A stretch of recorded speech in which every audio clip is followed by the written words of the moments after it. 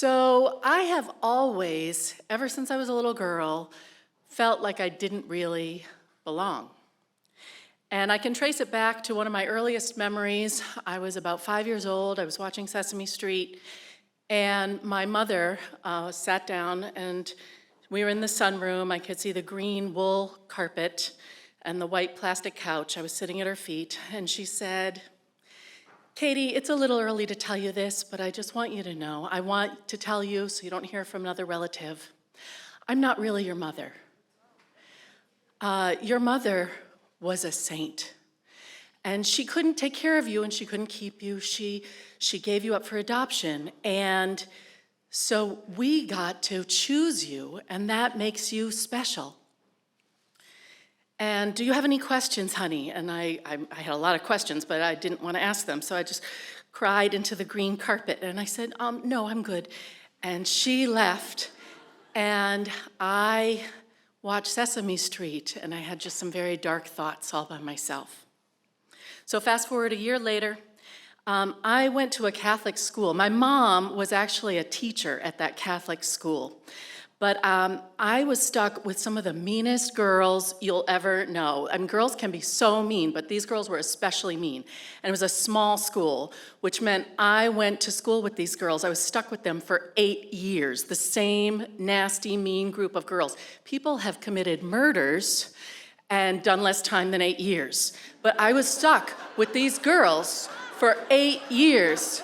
Every morning I would have to go, and I would feel so sick to my stomach and feel so awful. And my mom was teacher, so I had to be, so anyway, I was sitting in the parking lot, curb/playground, all alone, and I thought at age 6, I'm gonna try to get some friends.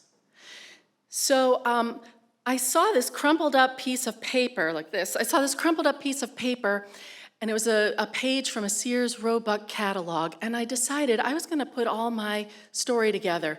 So I called the mean girls over. I said, "Hey girls, come over. I wanna tell you the story of my birth."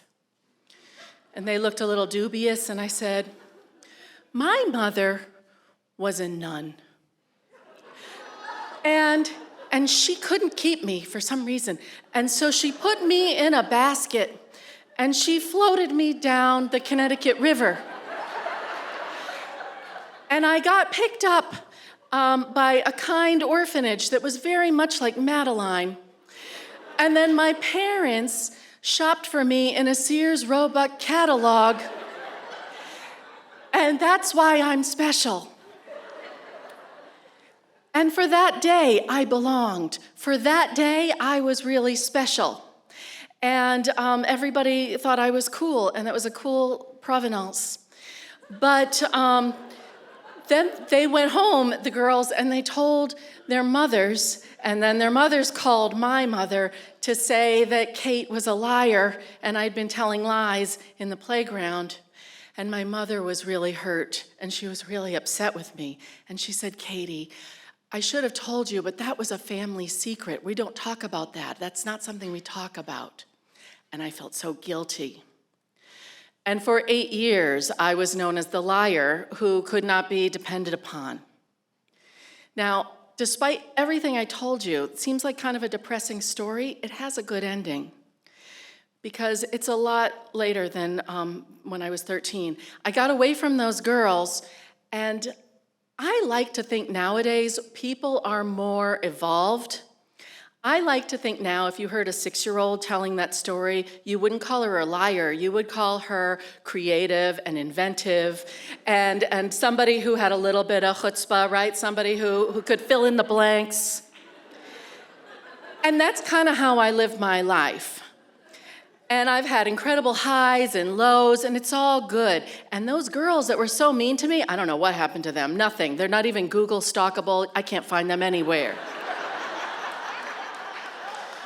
So for anybody who ever feels like they don't belong, I just want to tell you, as a slightly older person perhaps, you only need to belong to yourself. And you only need to believe in yourself and have the people who you really love around you.